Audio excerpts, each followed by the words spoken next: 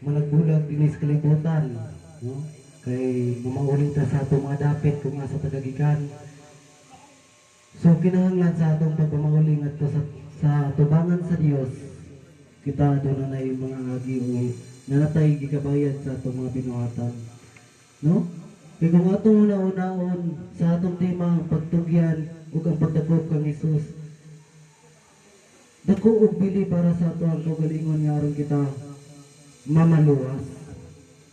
Kay ngano, gisaysay sa atong igsuon kagay na nga ang kaluwasan diha lang dapat uta sa iyang kaliwatan. Nga kung atong isipon dira sa Episo kapitulo 2, versikulo 12, nagingon dira ang gingon sa pulong, nakulbangan mo kung basta mabaguhan ta ba?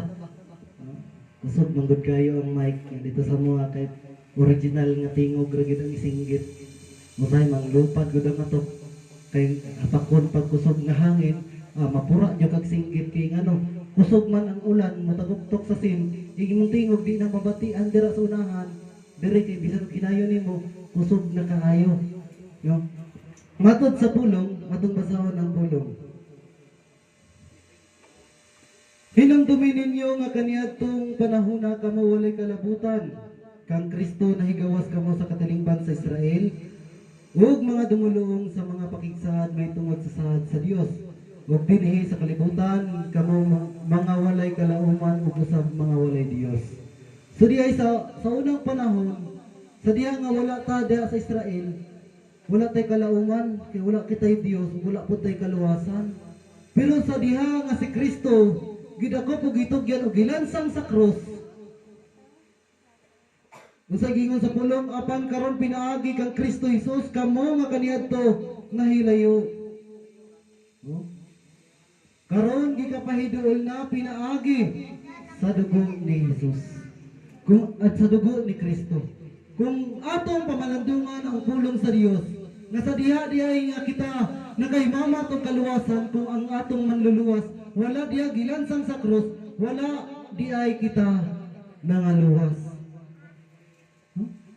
Pero kung atong hinumduman sa giwali sa atong igsoon, unsay gikasulti sa mga tao, kung dautan ba ang mga Hudyo o si Judas.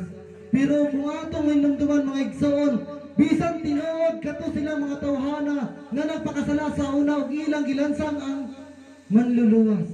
Ilang gipakaulawan ug ilang gibunal-bunalan ug ilang gipatay, gidugsak ang iyang dugan, pero ang Dios wala gayon arang nga mibalos. Unsay giingon sa Dios? Lucas kapitulo 23 ngadto sa 34. Niingon siya, amahan, pasayloa sila, kay wala gayon sila mahibalo kung unsa ang ilang mga binuhatan. Wala sila nasayod kung unsay sala. Mao di na nga sa unang panahon mura og kanang sakto lang mga atong ginabuhat. Pero di ay sa pag-ula sa dugo ni Kristo nga nasa krus Kalbaryo, kita nakahinumdum pinaagi diya na sa kaluwasan.